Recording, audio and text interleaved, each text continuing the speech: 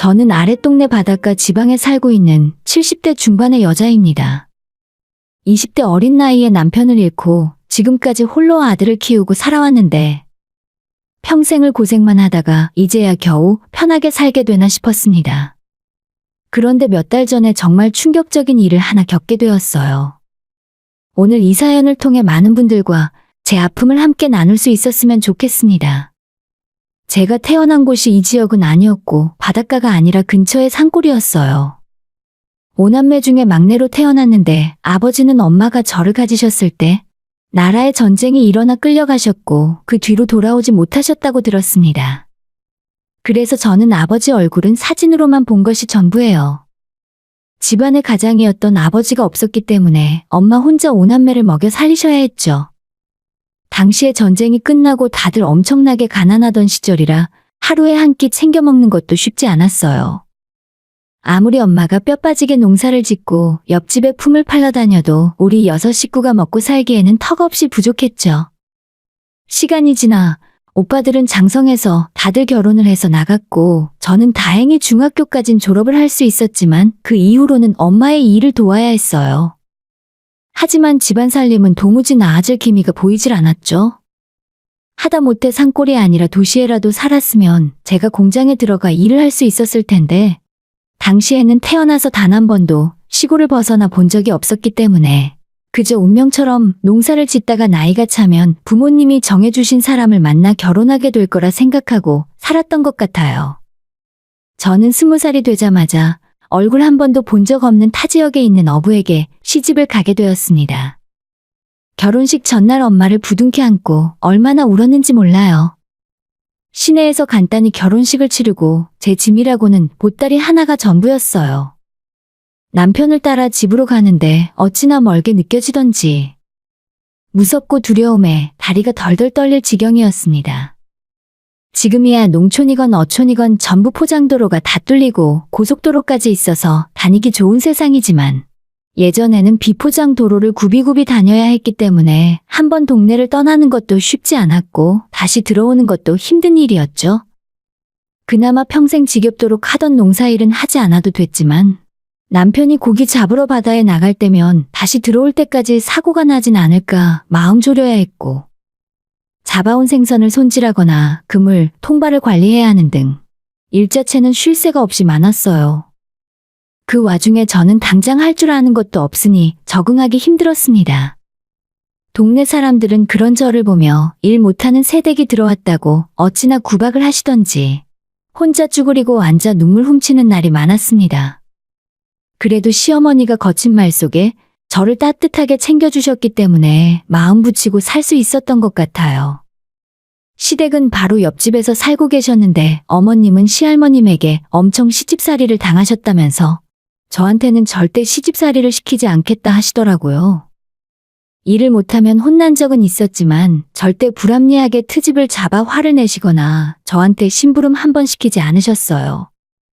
제가 시댁복은 있었는지 아버님도 저를 많이 예뻐하셔서 사탕이나 과자 같은 간식도 많이 챙겨주셨고 남편은 너무 무뚝뚝해서 처음엔 무서웠는데 속정이 깊은 사람이라 저를 많이 아껴주었습니다. 남편과 아버님은 함께 배를 타고 나가서 고기를 잡으러 갔고 한번 배를 타고 멀리 나가면 며칠 동안 돌아오지 않았어요. 그럼 저는 두 사람이 돌아오기 전까지 뜬 눈으로 지새는 날이 많았습니다. 누가 시키지도 않았고 알려준 사람이 있는 것도 아니었지만 날씨가 별로 좋지 않은 날이면 밤새 잠도 못 자고 맑은 정화수를 떠놓고 무사귀환을 빌었어요. 사실 그게 제가 할 수 있는 전부였죠. 하지만 정성이 부족했던 건지 바다는 제 남편과 시아버지를 돌려주지 않았습니다. 하필 뱃속에 6개월 된 아이가 있었는데 평소처럼 새벽에 조업을 나갔던 남편과 시아버님은 배가 뒤집히는 사고를 당했고 며칠 동안 마을 사람들과 해경에서 수색을 계속했지만 결국 찾지도 못했어요. 큰 파도에 뒤집어졌다고 하는데 황망함에 눈물조차 나오지 않았습니다. 그래서 저는 아직도 바다만 보면 남편 생각이 나고 마음이 좋지 않아요. 무슨 운명의 장난도 아니고 얼굴도 못 본 우리 아버지처럼 뱃속의 아이만 남겨놓은 채 남편이 떠나버렸죠. 그런 남편을 원망할 겨를도 없이 정신없이 아이를 위해서 살았습니다. 마치 우리 엄마처럼요. 처음엔 눈앞이 캄캄하고 막막했지만 이를 악물고 살다 보니 어찌저찌 사라지더라고요. 아들을 업고 새벽같이 어시장에 나가서 생선을 손질하고 일을 했습니다. 시장 일부터 식당 주방일까지. 배만 안 탔지 그 동네에서 다른 건 안 해본 일이 없었네요. 그렇게 먹고 살기 위해 정신없이 지내던 어느 날 아들이 5살쯤 되었을 무렵이었어요. 다른 아이들은 동네를 뛰어다니며 놀고 있는데 우리 아들은 형들을 따라가려다가 자꾸 넘어지기만 하더라고요. 처음엔 아직 어려서 그런 거라 별일 아니라 생각했었고 금방 괜찮아질 거라 생각했는데 5살이 넘어도 이러고 있으니 뭔가 문제가 있는 게 아닌가 싶었습니다.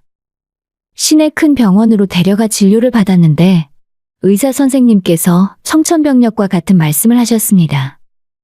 우리 아들에게 소아마비가 있어서 한쪽 다리는 평생 회복하지 못할 수도 있다고 하시더라고요. 아니, 요즘은 백신이 다 있는데 왜 예방접종을 안 하셨어요? 제가 그걸 알았으면 해줬겠지 일부러 안 했겠습니까? 시골에 처박혀 먹고 살기 위해 아등바등 몸부림을 치느라 예방접종 받아야 하는 줄도 모르고 있었던 거죠. 눈에 넣어도 아프지 않은 내 아들이 무식하고 미련한 엄마 때문에 평생을 다리를 절며 살아야 한다고 하니 접신물에 코를 박고 싶은 심정이었어요. 하늘이 무너지는 기분이라 병원 복도에 주저앉아 엉엉 소리를 내고 울었습니다. 20살에 시집 와서 어떻게 애를 키워야 하는지 누가 제대로 알려주는 것도 아닌데 저와 아들만 남겨놓고 떠난 남편이 너무 원망스럽기도 하더라고요. 하지만 울어봤자 이미 늦은 상황이었고 우리 아들은 나이를 먹어도 한쪽 다리를 계속 절면서 걷게 되었어요. 학교에 들어가니 아이들이 많이 놀리는 것 같았습니다. 언제 한 번은 동네 애들이 괴롭히는 걸 보고 쫓아가서 혼내준 적도 있는데 착한 아들 녀석은 아무렇지도 않다면서 오히려 자기가 저를 달래며 웃고만 있었습니다.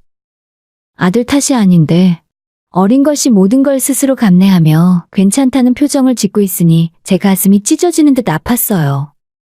착한 아들은 속 한번 썩히지 않고 무사히 고등학교까지 졸업하게 되었고 그 마을 사람이 다들 그렇듯 자연스럽게 뱃일을 시작하게 되었습니다. 저와 시어머니 모두 절대로 뱃일은 안 된다며 차라리 도시에 나가서 일을 하라고 했는데 아들은 끝까지 고집을 부렸어요. 시어머니와 제가 그렇게 말리는데도 기어코 배를 타는 아들을 보면서 사람의 운명은 타고나는 거라는 생각이 들었습니다. 그나마 한 가지 다행인 것은 아들이 배를 타기 전에는 작은 시골 어촌에 불과했던 저희 동네가 방송을 타고 관광객들로 유명세를 치르면서 활기가 돌기 시작했어요. 처음엔 남의 배를 타며 일을 배우던 아들이었는데 몇 년이 지난 어느 날 시어머니가 저를 부르시더니 남의 배만 타면 돈을 못 번다며 손주에게 배를 사주라고 통장을 내어주셨습니다. 당시 돈으로 1억 가까운 큰돈이 들어있었고 맨날 남의 배만 타던 아들이 얼마 후에 남부럽지 않은 크고 튼튼한 배를 살 수 있게 되었어요. 자기 배가 생기니 쉬는 날도 없이 더 열심히 일하는 아들이었고 몇 년 후에는 대출을 받아 배를 한 척 더 사고 돈을 엄청 벌어 바다의 양식장까지 인수했어요.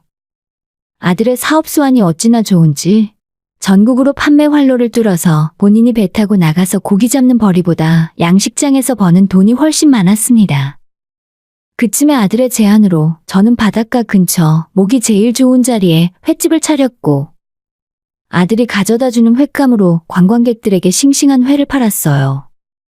다른 집에 비해 가격도 저렴하고 양도 푸짐하게 주는 집으로 소문이 나서 주말 평일 가릴 것 없이 손님들로 항상 붐볐습니다. 이제는 아예 그 건물을 저희 식구가 사게 되어 1층부터 3층까지 전부 횟집으로 사용하는 중이죠. 저와 아들이 정말 치열하게 열심히 살았고 하늘에서 남편이 도와주는 건지 이제는 금전적으로는 남부러울 것 없이 살고 있습니다. 하지만 아들은 돈을 그렇게 벌었어도 아직까지 새벽에 나가 배를 타고 고기를 잡으러 다니고 저는 그런 아들이 무사히 돌아오기만 기다리며 여전히 마음 졸이는 삶을 사는 중이에요. 보통 배를 타는 사람들은 일을 마치고 돌아오면 쌓인 스트레스와 회포를 풀기 위해 바로 술집으로 향하는 것이 당연한 일인데 이 녀석은 누굴 닮았는지 술도 거의 입에 대질 않았습니다. 안 그래도 맨날 배만 타고 돌아다니고 양식장 관리하느라 시간이 없기 때문에 여자라고는 만날 시간도 없이 나이만 먹어가는 것이 안타까웠습니다. 가끔 하루 할 일이 없어 쉬는 날이 되면 제가 하는 식당에 와서 설거지를 하길래 제가 다신 여기 오지 말고 밖에 나가서 여자도 만나고 하라고 쫓아내면 배를 타고 바다에 나가 양식장을 둘러보는 아들이었어요. 그러니 제가 엄마로서 속이 끓고 애가 탔습니다. 본인이 아무런 말은 안 하지만 엄마가 건강하게 길러주지 못해서 몸 한쪽이 불편했기 때문에 남들 다 하는 연애도 못하고 본인은 얼마나 답답했을까요? 저는 그 속을 헤아릴 수도 없는 못난 엄마지만 불평불만 한마디 없이 항상 제 생각을 먼저 해주는 착한 아들이었죠. 이제 저는 아들이 참한 아내를 만나서 가정을 이루고 행복하게 사는 것만 보면 이번 생에 바랄 것이 없겠구나 싶었습니다. 아무리 주변에 선자리를 알아봐도 아들이 나이도 적지 않고 몸도 불편하다 보니 선자리를 잡는 것도 쉬운 일은 아니었어요. 어쩌다 한번 만나보겠다는 사람이 나타나면 아이가 딸린 이혼녀 아니면 아들보다도 나이가 더 많은 여자들한테 주선이 들어오더라고요. 아무리 그래도 제 아들이 벌어놓은 재산도 많고 조건으로 보자면 부족함이 없는데 애 딸린 제 취자리는 절대 싫었습니다. 아들도 여자애는 영 관심이 없는지 일하는 데만 몰두하는 바람에 제가 등을 떠밀다시피 선자리를 몇 번 내보냈지만 그냥 그게 전부였어요. 그러던 아들놈 나이도 이제는 40을 진작에 넘어 50을 바라보고 있는데 여전히 여자엔 관심도 없어 보이길래 저도 포기한 상태였어요. 그런데 하루는 배가 항구로 들어오고 몇 시간이 지났는데도 아들이 집에 돌아오지 않아 전화를 해보니 사람들과 함께 술을 마시고 있었습니다. 그런 모습을 1년에 한두 번이나 볼까 말까 했기 때문에 신기하게 생각했었고 밤늦게 잔뜩 취해 집에 들어온 아들은 기분 좋게 취해 있었습니다. 평소에 술을 거의 마시지 않는 녀석이었지만 이제서야 마음을 열고 사람들이랑 어울리려고 하나 보다 생각하고 말았었죠. 그 이후로도 아들은 일주일에 2~3번씩 술자리에 나갔고 안 그러던 녀석이 나이를 먹고 이러다 보니 걱정이 되기도 했지만 50 다 된 아들이 알아서 잘하겠거니 하고 크게 마음 쓰지는 않았어요. 그렇게 몇 달이 지나 정말 뜻밖의 반가운 소식이 들려왔습니다. 아들이 오랜만에 외식을 하자며 저를 태우고 시내로 나갔고 한 고급 양식집에서 아들은 자기 애인이라며 아가씨 한 명을 제게 소개시켜 주었습니다. 아가씨는 저한테 생긋 웃으며 인사를 하는데 한눈에 보기에도 참하고 단정하게 생긴 아가씨가 제 마음에 쏙 들었습니다. 나이는 37이었고 적지는 않았지만 제 아들을 생각하면 그것도 많이 어린 나이였습니다. 평생 아들이 노총각으로 살까봐 노심초사 속이 타들어갔는데 어디서 이렇게 참한 아가씨를 데려왔는지 깊은 마음을 숨길 수가 없더라고요. 몇 달 전에 머리를 자르러 시내에 나왔다가 거기 미용실에서 일하는 아가씨를 처음 만났다고 하는데 어찌나 예의도 바르고 싹싹한지 아무리 제 아들이지만 이 아가씨가 더 아깝다는 생각이 들 정도였습니다. 기분 좋게 세 사람이 식사를 마치고 집에 돌아와 아들에게 물었더니 다른 것보다 자기에게 잘해줘서 좋다 하더라고요. 빠르게 결혼까지 하고 싶다고 말하는데 이게 꿈인지 생시인지 어디서 저런 복덩이가 우리 집안에 굴러들어오나 나는 오늘 당장 눈을 감아도 여한이 없겠다 했어요.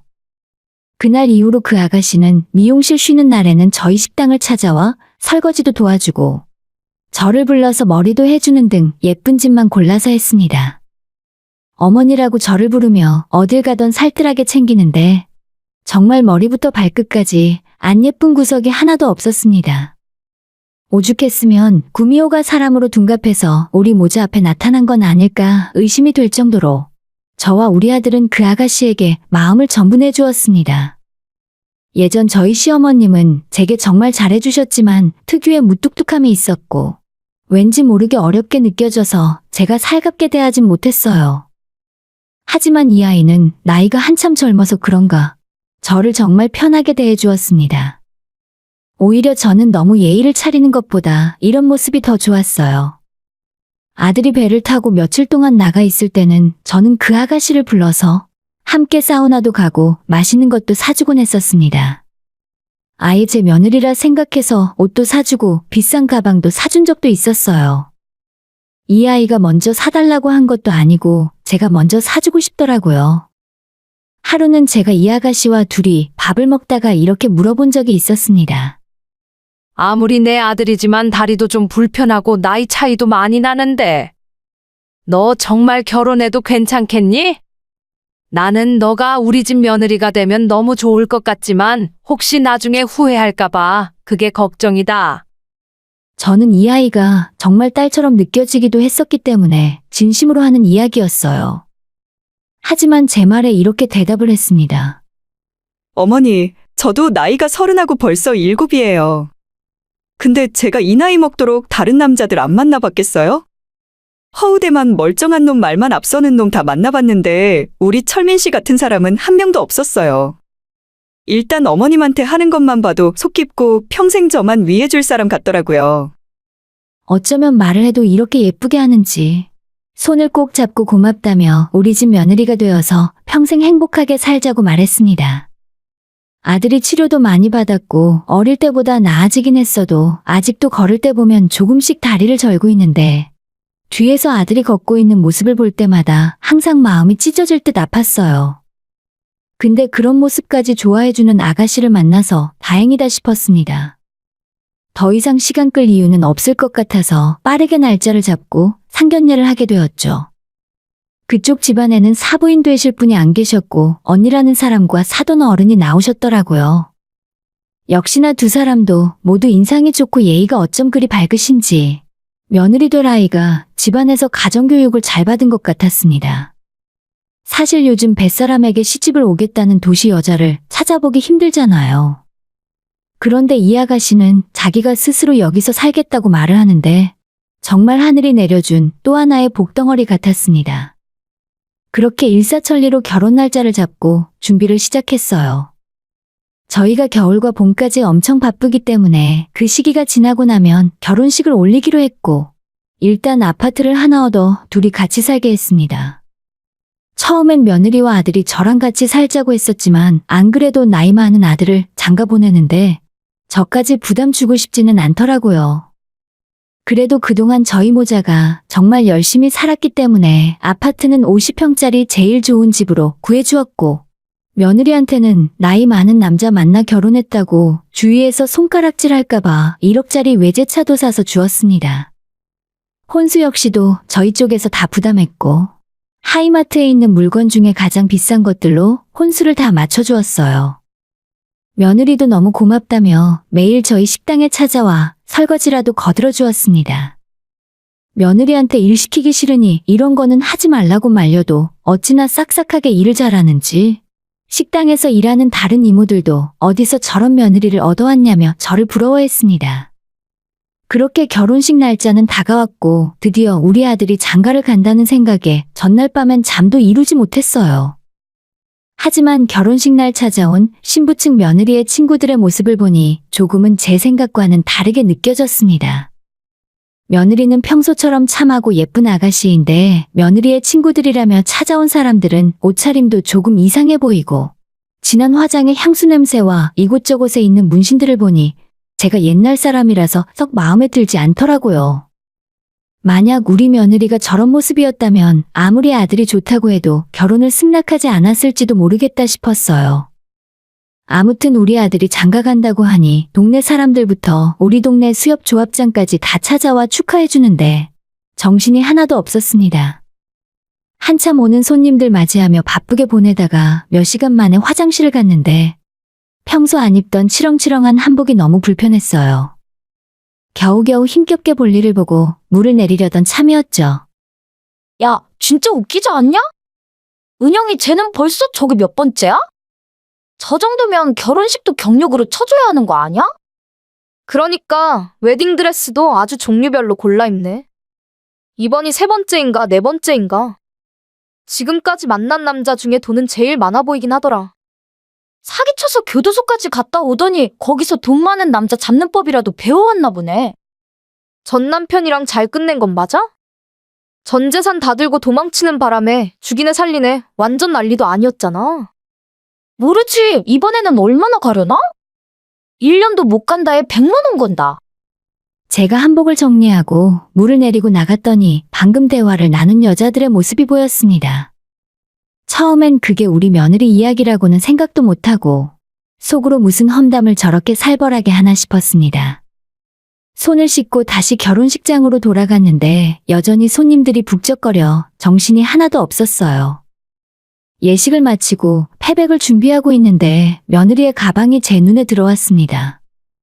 식이 끝나면 바로 신혼여행을 가기 때문에 둘이 편하게 쓰라고 용돈을 좀 가져왔는데 몰래 며느리 지갑에 넣어줘야겠다 생각했어요. 그런데 지갑을 열어본 순간 저는 제 눈을 의심했습니다. 분명 우리 며느리 이름은 지혜였는데 지갑 안에 있는 한 포인트 카드에 적혀있는 이름이 신은영이라 써있더라고요. 아까 화장실에서 마주친 여자들이 이야기했던 은영이라는 이름이 갑자기 떠올랐습니다. 정신없이 며느리를 찾아 돌아다녔고 1층에서 자기 친구들을 배웅하고 있는 며느리를 찾을 수 있었어요. 화장실에서 봤던 낯익은 얼굴들이 있었는데 그 인간들이 우리 며느리와 반갑게 대화를 나누는 모습을 보는 순간 저는 이성을 잃었습니다. 바로 달려가 며느리에게 소리를 지르고 말았어요. 너 이름이 신은영 맞니? 이번이 초혼이 아니었어? 너 감옥도 다녀온 게 사실이야? 제 입에서 신은영이라는 이름이 나오자 며느리가 깜짝 놀랐습니다. 네? 어머님이 어떻게? 저는 이성을 잃고 며느리에게 달려들었고 주변 사람이 저를 뜯어 말렸어요. 사기로 감옥까지 다녀온 전과가 있고 이전에 3번이나 결혼을 했던 여자가 제 며느리랍시고 패백을 준비하고 있는 모습을 보며 눈이 뒤집어질 것 같았습니다. 가만 안 둔다고 악다구니를 쓰며 달려들었고 평소 혈압이 있던 몸이라 그런지 혼자 화를 내다가 쓰러지고 말았어요.